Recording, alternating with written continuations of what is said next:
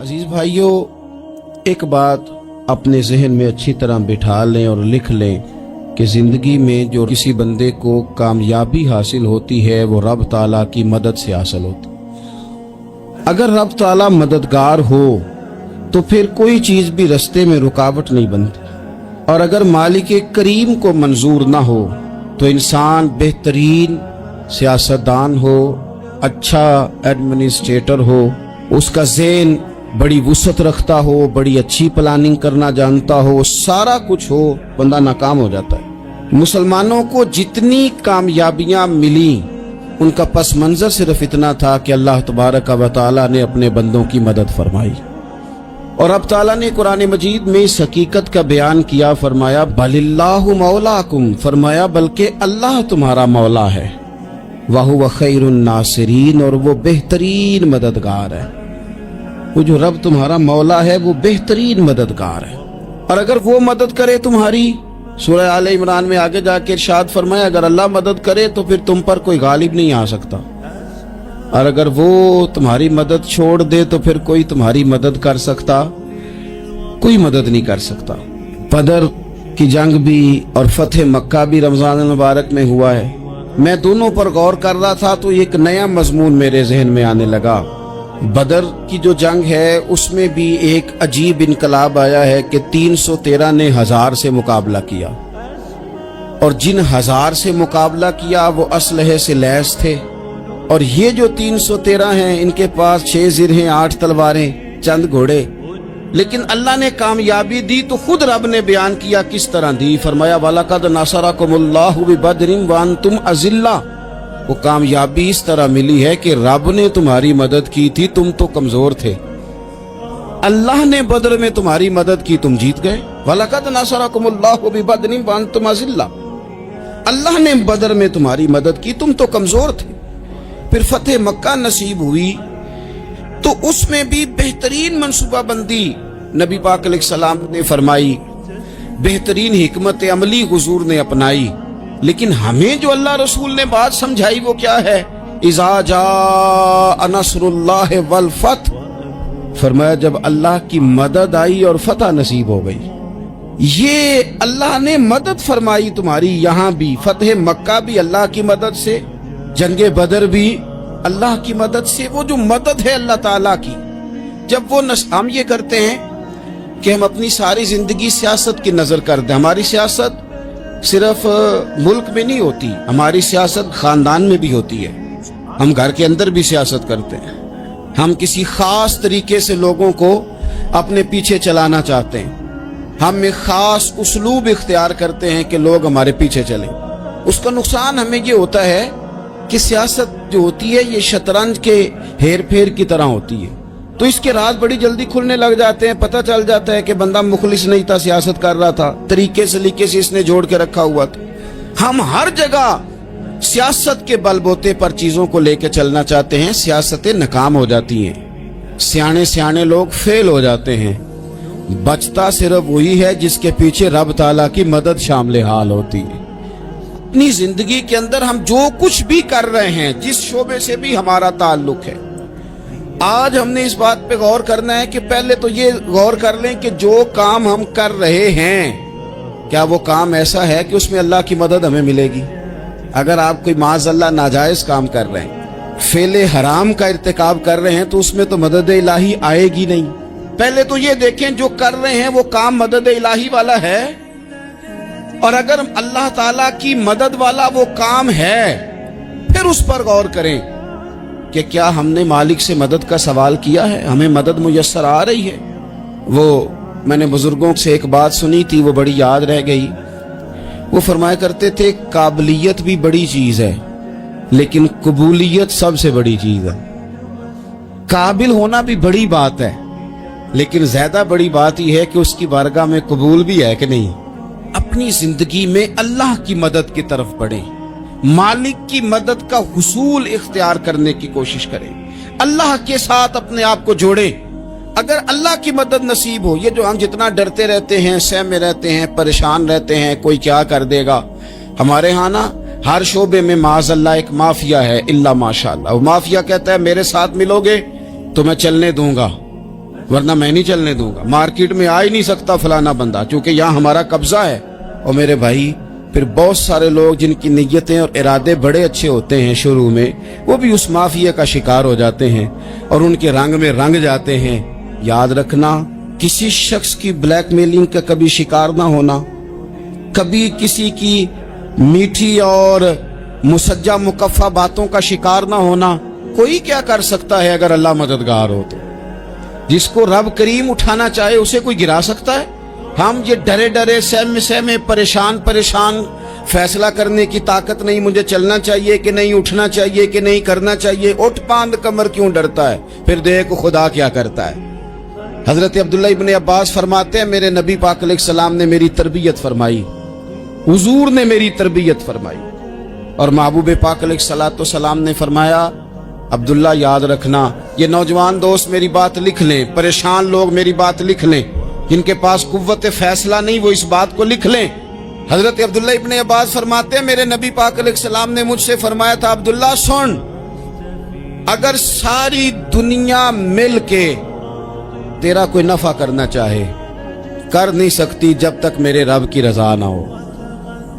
और फरमाया सारी दुनिया मिल के तेरा कुछ बिगाड़ना चाहे तो अब्दुल्ला बिगाड़ नहीं सकती जब तक रब करीम की हिकमत का तकाजा ना हो। लोगों से डरना, लोगों की तरफ देखना, माहौल देख के अपने राह का तायुन करना, हर बंदे के ख्यालात के मुताबिक ढलने की कोशिश करना, फलाना ना नाराज हो जाए, फलाना ना नाराज हो जाए, वो जिसने होना हो जाए, बस रब रसूल नाराज ना हो।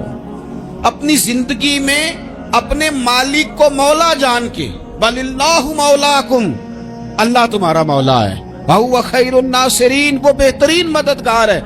तवज्जो जब भी करें रब की जानिब करें, अपने दिल का किबला दुरुस्त रखें, सोचों के जाविये सीधे रखें। मेरे भाई, मालिक जब बंदोबस्त कर देना, जब मालिक बंदोबस्त करते फिर ऐसा बंदोबस्त करता है कि लोगों के पास ना चारा नहीं रहता। हजरत मरियम रज़ियल्लाहु ताला अन्हा पाकबाज थी, मस्जिद में रही थी, पर मालिक की हिकमत के तकाजे बड़े अजीब है ना। फिर जनाब मरियम को अल्लाह ताला ने बगैर शौहर के औलाद अता कर दी। ये बात ही ऐसी थी, वो किसी ने कहा था कि मखलूक तो फनकार है इस दर्जा के पल भर में, संगे दरे काबा से भी असनाम तराशे, तुम कौन हो क्या चीज है दागे कबाबी। लोगों ने तो मरियम पे भी इल्जाम तराशे।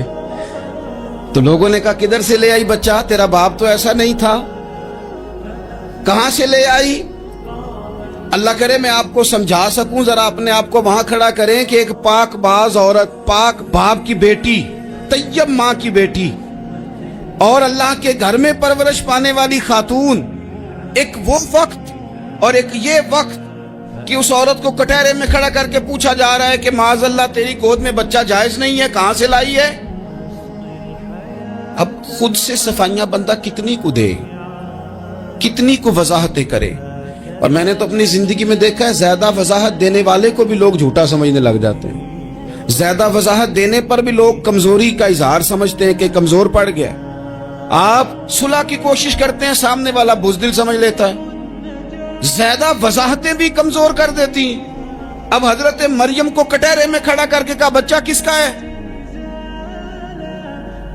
तो फिर खुदा बंदोबस्त जब करे, अल्लाह जब मददगार हो, तो फिर हजरत मरियम की गवाही दरख्तों से नहीं दिलवाई उसने, पत्तों से नहीं दिलवाई, फिर फरिश्ते नहीं भेजे। हजरत मरियम कहने लगी मुझसे ना पूछो, वो जो पंघूड़े में है उसी से पूछ लो, उनसे पूछो ना, वो कौन है पूछ लो, उनसे कर लो सवाल। उन्होंने कब पंघूड़े में चंद दिनों का बच्चा, ये जवाब देगा? मददगार था रब।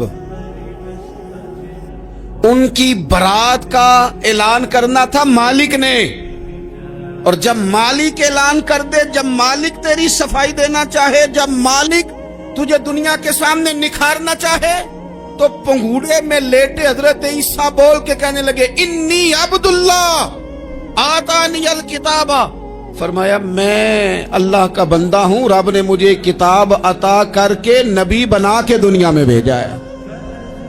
मैं अल्लाह का बंदा हूं, किताब लेके आया हूं, नबी बन के आया हूं। پھر پنگوڑے سے اعلان ہو گیا، پھر بچہ بول پڑا۔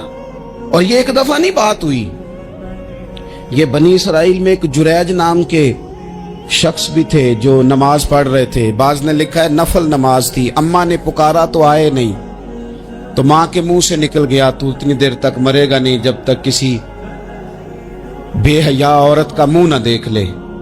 تو وہ عبادت گزار تھے، لیکن لوگوں نے ان کی عبادت، ریاضت، پرہیزگاری کو نہیں دیکھا، بس ایک عورت کو بھیج کے الزام لگوا دیا۔ وہ عورت آیا جایا کرتی تھی، اب آ جاتی ہیں عورتیں، مسئلہ پوچھنے کی نیت سے بھی آ جاتی ہیں۔ ماحول میں کچھ جگہ ایسی بھی ہیں جہاں عورتیں دم کرانے کے بہانے آ جاتی ہیں۔ وہ خاتون آتی جاتی تھی اس خانقاہ پہ، آستانے پہ، یہ بخاری میں موجود ہے، پھر اس نے کہا میری گود میں جو بچہ ہے یہ انہی کا ہے۔ مجھے بتائیں کیسے بندہ وضاحت دے؟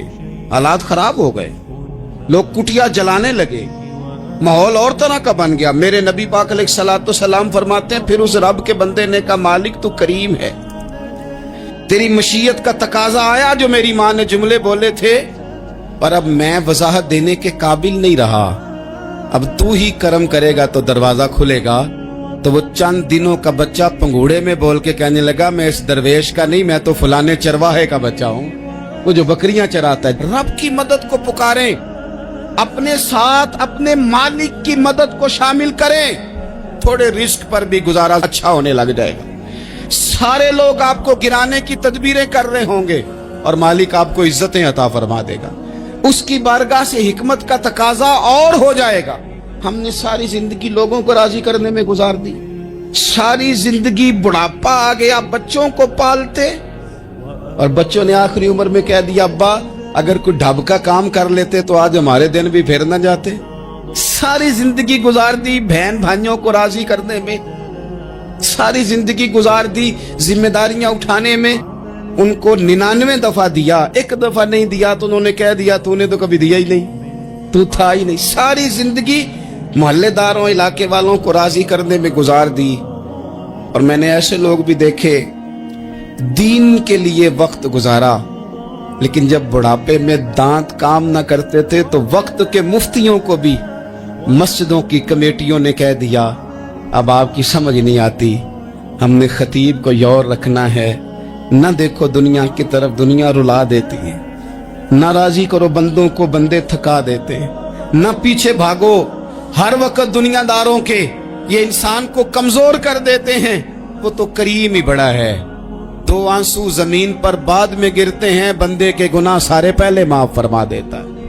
اللہ کی مدد کا حصول، اپنے مالک کی مدد کی طرف بڑھنا، آپ کو بدر کی جنگ بھی یہی درس دے گی، آپ کو احد کا میدان بھی یہی سبق دے گا، فتح مکہ بھی یہی سبق دے گا۔ میرے دوستو، جب رب مدد فرمائے، جب اللہ مددگار بنے، دوستوں سے ایک بات اکثر کرتا ہوں، میں کہتا ہوں کہ جتنے درد سے آپ امیر کو اپنی کہانی سناتے ہیں نا، اور جس طرح آپ کے آنسو بات کرنے سے پہلے گر جاتے ہیں کہ غریب ہیں، بچیاں ہیں، کاروبار نہیں، او میرے سنگیو، اس سے آدھے آنسو اپنے رب کی بارگاہ میں بکھیرو، اس کے حضور عرض گزار ہو جاؤ، اس سے طلب کرو۔ ایک وقت انسان پر زندگی میں ایسا آتا ہے کہ اسے یوں محسوس ہوتا ہے کہ میرا سایہ بھی ذرا سا پیچھے ہٹ گیا ہے، اسے یوں لگتا ہے کہ میں کسی سہارے پہ ہاتھ ڈالتا ہوں تو وہ بھاگ جاتا ہے مجھ سے، لیکن مالک کی بارگاہ ایسی عظیم بارگاہ ہے، رب رسول کے آستانے اتنے بڑے ہیں کہ آپ جب وہاں کشکول طلب دراز کرتے ہیں تو جھولی پھیلانے میں دیر لگتی ہے، ان کو بھرنے میں تو کوئی دیر نہیں لگتی۔ ہم نے اپنا سوچ کا قبلہ ہی دنیا کو بنا لیا ہے۔ یہ جو اللہ والوں کی مدد ہے یہ تو ہے اللہ ہی کی مدد ہے، لیکن یہ جو سیٹھوں کی طرف توجہ کرنا، نوابوں کی طرف توجہ کرنا، دنیا داروں کی طرف توجہ کرنا، اور اپنا مزاج اس طرح کا بنا لینا، یارو گردن کو جھکا دیتا ہے خیرات کا پتھر، جہاں میں مانگنے والوں کے سر کبھی اونچے نہیں ہوتے۔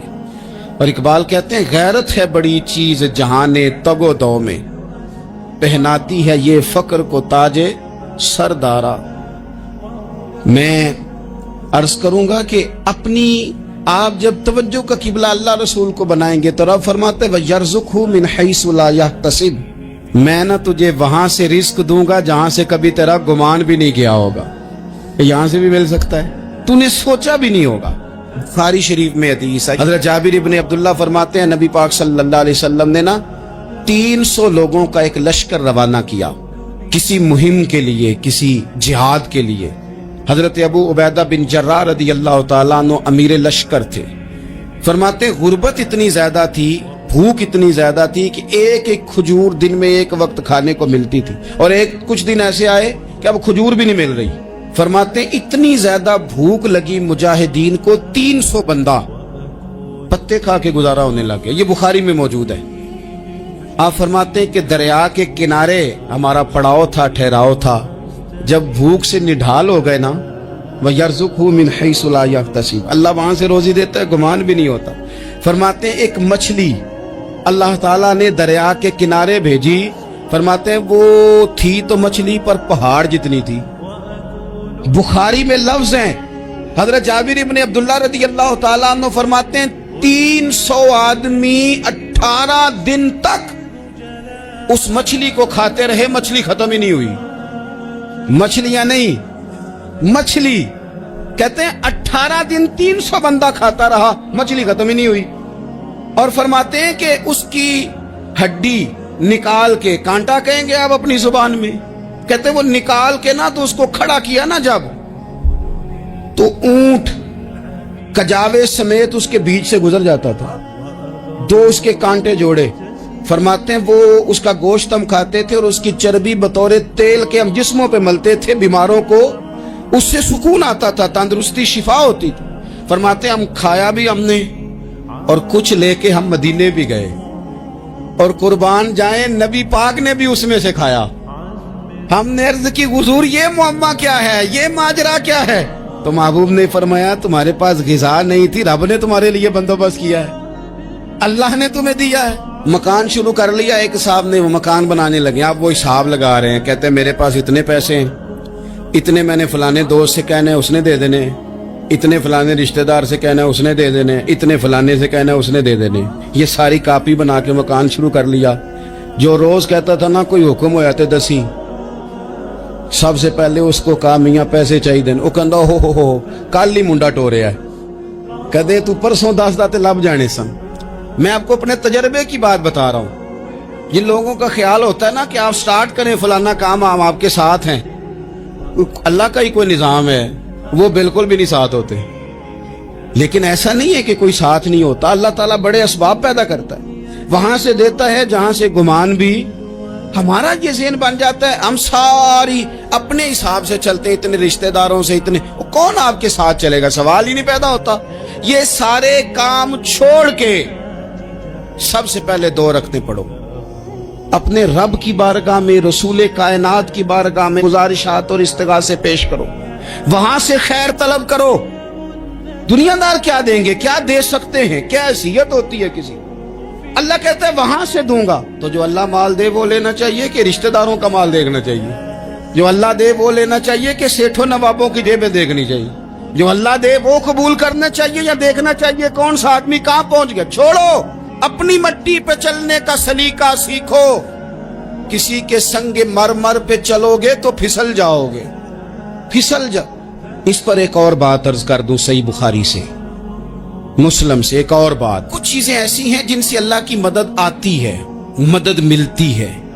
ایک چیز ان میں سے ایسی ہے جس سے بہت مدد نازل ہوتی, وہ ہے کہ جب رب آپ کو دے نا تو پھر آپ بھی اس کے رستے میں دیں, پھر مدد آتی ہے, پھر اور آتا ہے. بخاری مسلم میں حدیث ہے, یہ زیادہ ہی توجہ طلب امر ہے, اس پر آپ غور کریں گے.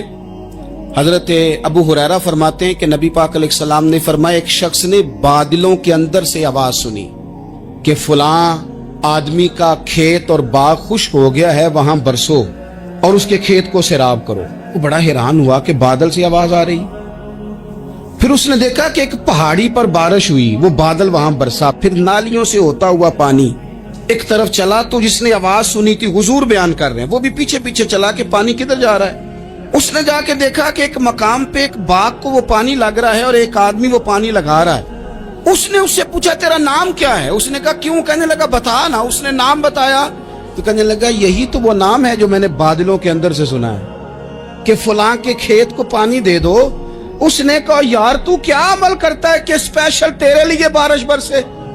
یہ بخاری پڑھ رہا ہوں، سیاستہ سے حدیث عرض کر رہا ہوں۔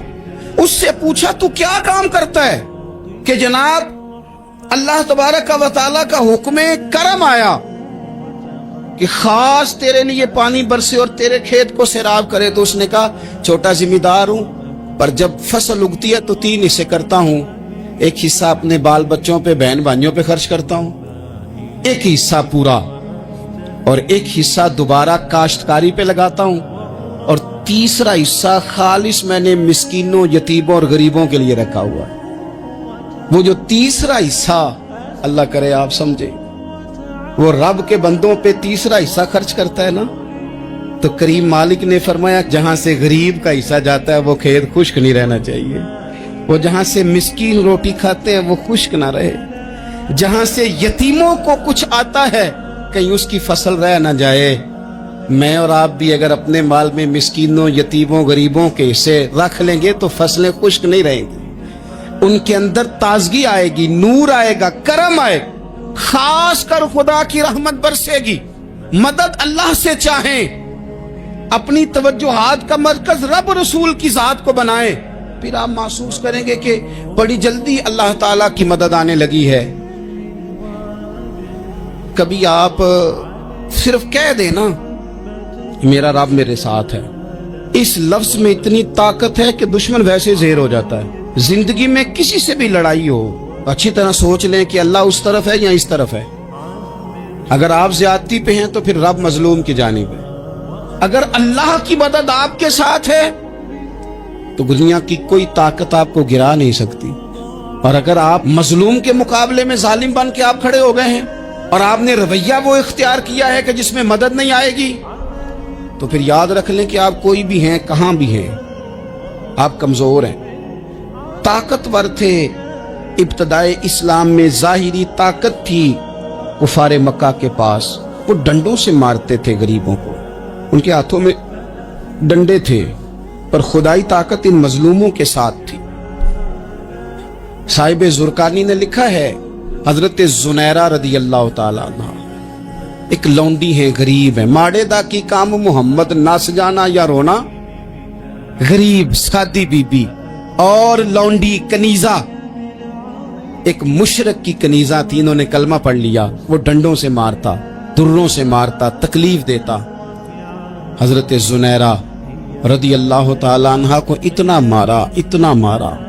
اب آپ ایک اور پہلو پر بھی غور کریں، مار بھی پڑ رہی ہے پر خدا ادھر ہی ہے، اللہ کی مدد ادھر ہی ہے۔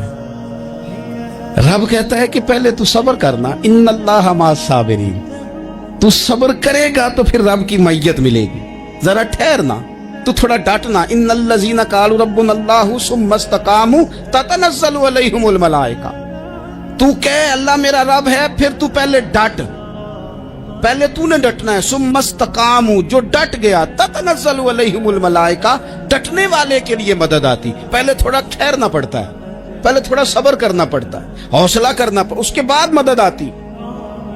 مار پڑ رہی ہے، مارا جا رہا ہے حضرت زنیرہ کو، ان کا مالک جو ہے ظاہری آقا وہ مار رہا ہے، یہ کنیزہ ہے، ماں اتنا مارا، اتنا مارا، ان کی بینائی چلی گئی، نظر آنا بند ہو گیا۔ ابو جہل آیا اور کہنے لگا زنیرہ دیکھا نا ہمارے بت تیری آنکھیں لے گئے، معاذ اللہ، لات و منات ہمارے بتوں نے تجھے اندھا کر دیا۔ اب ایسا نہیں ہے کہ بی بی روتی جا رہی ہے، روتی جا رہی ہے، مایوسی مایوسی، معاذ اللہ، پریشانی، غریبی بڑی ہے، پوچھنے والا کوئی نہیں، یہ باتیں نہیں۔ کیا جملے ہیں خاتون کے، کیا لفظ ہیں۔ ابو جہل نے تنزیہ کہا، معاذ اللہ، کہنے لگا دیکھا نا ہمارے بتوں نے تجھے اندھا کر دیا۔ تو جناب زنیرہ آنکھوں کی بینائی گئی ہے، رات کو گئی ہے، دکھ ابھی تازہ ہے، لیکن اللہ پہ جو توکل ہے، اپنے مالک سے جو رشتہ ہے، وہ اتنا مضبوط ہے، اتنا طاقتور ہے، اس میں اتنی گہرائی ہے کہ حضرت زنیرہ بول کے نا اتنی قوت سے بولی، اتنی طاقت سے بولی کہ پورے کفر پر لرزہ طاری ہو گیا۔ فرمانے لگی تمہارے بتوں کی کیا اوقات ہے کہ وہ میری بینائی لے جائیں، یہ میری رب کی حکمت کا تقاضا ہے. جب تک اس نے چاہا زنیرہ دیکھتی رہی، اور جب اس نے چاہا زنیرہ کی آنکھوں کی بینائی چلی گئی، اور اگر وہ چاہے گا نا تو بینائی واپس بھی کر دے گا. اگر ہو ذوق یقین پیدا تو کٹ جاتی ہیں زنجیریں، اگر وہ چاہے گا تو بینائی آ بھی جائے گی. حضرت زنیرہ نے رات کو یہ لفظ کہے، ابو جہل اور سارے کفار ڈر کے سن کے چلے گئے.